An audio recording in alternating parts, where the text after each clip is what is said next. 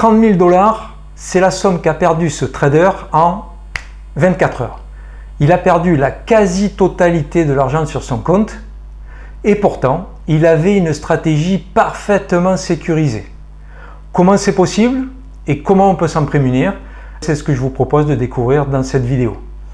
Bienvenue sur Option Trading Tool, qui est une chaîne spécialisée dans le trading sur les options et qui a pour but de vous aider à mettre toutes les chances de votre côté pour réussir en trading et avec les options en particulier. Je suis Patrick, je suis développeur informatique et trader indépendant depuis plus de 10 ans et je me suis spécialisé dans les options. Donc oui, ce trader, comme je vous l'ai dit au début, il a perdu la quasi-totalité de son compte, soit 30 000 $, et ce en 24 heures. Et pourtant, sa stratégie était parfaitement sécurisée. Il n'aurait jamais dû perdre plus de 500 $ parce qu'il avait utilisé une stratégie qu'on appelle un put credit spread et qui est une stratégie sur option qui vous permet de gagner si les cours restent au-dessus du cours actuel du sous-jacent, voire même légèrement en dessous. Donc ça offre beaucoup de probabilités de réussite et en plus c'est parfaitement sécurisé. Mais là, qu'est-ce qui s'est passé? Il a perdu la quasi-totalité de son compte. Eh bien, on va voir maintenant en profondeur et on va examiner en détail comment cela a pu se produire et on verra ensuite comment on peut évidemment s'en prémunir et éviter de se retrouver dans la situation dans laquelle ce trader s'est retrouvé malgré lui.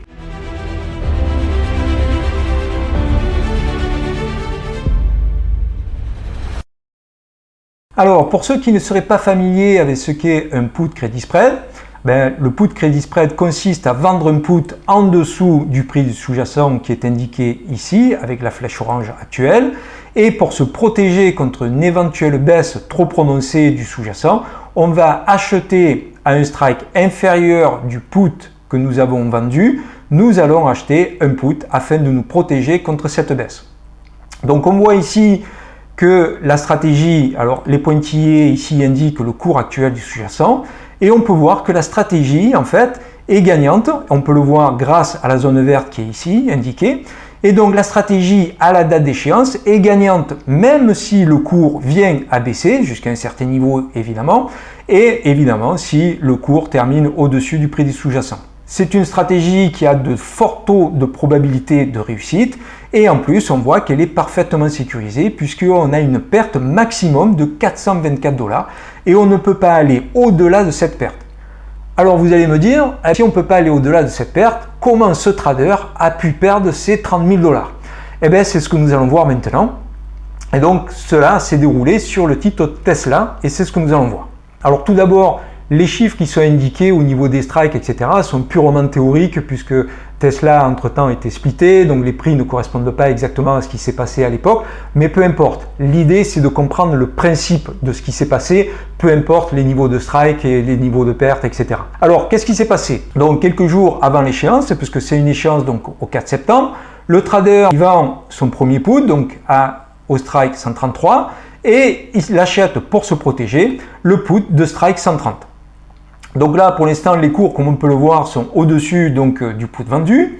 Donc, qu'est-ce qui se passe maintenant? Donc, les cours vont évoluer, les cours avancent, jusqu'à arriver donc à la date du 4 septembre ici. Nous sommes donc bien le 4 septembre. Alors là, le trader, évidemment, il a eu un petit peu chaud, puisqu'on peut voir que les cours ont été, avec la mèche ici, ont été en dessous de ces deux strikes. Donc là, il était en perte et il avait manager une perte de 500 $ maximum et donc finalement les cours ont clôturé au-dessus de ces deux puts et ainsi ces deux puts se retrouvent donc en dehors de la monnaie, c'est-à-dire donc sans valeur, et ce qui permet lorsqu'on utilise ce type de stratégie, si les deux puts terminent en dehors de la monnaie, c'est là qu'on encaisse le maximum de gains et en l'occurrence il aurait dû encaisser ces 500 $ de gains. Mais alors qu'est-ce qui s'est passé?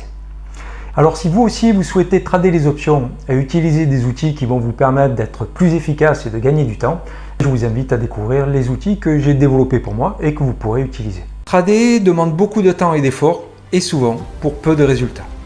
J'ai moi aussi connu ça et c'est pour ça que j'ai créé mes propres outils. Des centaines de stratégies backtestées et des opportunités générées par IA, envoyées directement par email sous forme de fiches détaillées.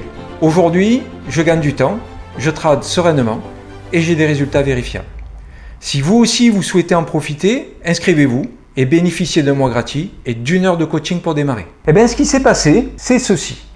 Ici, comme on peut le voir, on a à nouveau, donc j'ai mis la ligne du put qui a été vendu donc à 133 et le put qui a été acheté à 130. Ici, nous sommes à la fin de la journée et le graphe que nous avons là actuellement sous les yeux, c'est un graphe en 2 minutes. Donc le cours a bien, à la fin de la journée, terminé au-dessus des 2 strikes et donc le trader aurait dû encaisser ses 500 $. L'after hours, mauvaise nouvelle sur Tesla. Tesla finalement n'est pas intégré au SP500 dans l'indice comme il était prévu qu'elle le soit. Et évidemment, le marché n'apprécie pas du tout la nouvelle. Et ce qui se passe, c'est qu'en after hours, durant la clôture du marché, le cours s'effondre et vient clôturer en dessous de son strike vendu à 130. Il se fait assigner et il se retrouve donc maintenant acheteur de 100 Tesla, mais comme il avait pris 5 contrats, il se retrouve donc vendeur de 500 actions Tesla avec un capital total maintenant engagé sur le marché de plus de 200 000 $. Et évidemment, dans la mesure où on est arrivé au terme et qu'il n'a pas demandé à exercer son put qui aurait pu le protéger, il se retrouve vendeur de 500 titres Tesla au prix évidemment de la vente du put qu'il a vendu, à savoir 130. Et ce qui se passe, c'est que les cours continuent à baisser et qu'en plus, le jour d'après, à l'ouverture, le cours ouvre avec un gap baissier. Le trader sur son compte n'ayant pas la totalité du capital nécessaire pour couvrir toutes les pertes que la situation peut engendrer, il est actuellement à moins 30 000 $ de pertes.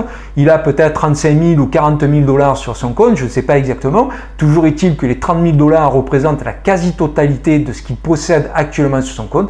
Le broker coupe la position et il se retrouve maintenant avec 30 000 $ de pertes, alors qu'il pensait d'une part avoir une perte maximum de 500 $, mais en plus il pensait avoir encaissé ces 500 $ de gains, puisque c'était normalement ce qui aurait dû se produire, puisque à la clôture du marché, ces puts étaient en dehors de la monnaie. Alors comment est-ce qu'on peut éviter ce genre de situation?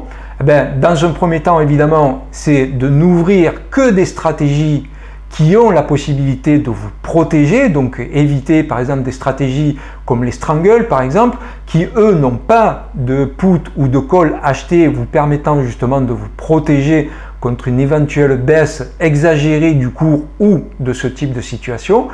Mais bien qu'ayant la possibilité de se protéger, comme on l'a vu avec l'exemple qu'on vient de voir, donc en achetant un put, ce qu'il faut faire, c'est évidemment acheter une protection pour être sûr d'être protégé au moins durant la durée de vie des puts que vous avez sur le marché. Mais évidemment, pour éviter la situation qu'on vient de voir, c'est de clôturer vos trades avant la date d'échéance. Quoi qu'il arrive, même si les cours sont bien au-dessus du cours actuel du sous-jacent, on ne sait jamais ce qui peut se passer. C'est sûr que les laisser terminer sans valeur, ça nous permet d'économiser, on va dire, les frais de transaction. Surtout si par exemple on a un Iron Condor, ça évite de payer les 4 options que nous avons sur le marché. Mais on va éviter de se retrouver dans cette situation-là. Et il est clair qu'il vaut mieux payer les 4, 5, 6 ou 10 $ ou 20 $ que va nécessiter la clôture de notre position, plutôt que de prendre le risque de perdre la totalité de son capital. Voilà, j'espère que cette vidéo vous en aura appris plus sur la manière d'utiliser les options et surtout de se protéger contre des risques éventuels sur le marché, qu'elle vous permettra bien sûr d'être extrêmement prudent quant à l'ouverture de vos trades et d'y faire extrêmement attention, même si vous vous pensez protégé par un put crédit spread, un call crédit spread, etc. Vous êtes protégé évidemment durant la vie de vos options, mais à l'échéance, il vous faut absolument être sorti du marché. Donc si vous avez des questions ou bien un commentaire, ou peut-être avez-vous vécu quelque chose de similaire et qui pourrait nous permettre d'en apprendre plus sur la manière de mieux se protéger contre les options, n'hésitez pas évidemment à le laisser en commentaire, à liker la vidéo pour permettre un meilleur référencement. Et quant à moi, je vous dis, en tout cas je l'espère, à très bientôt et prenez soin de vous.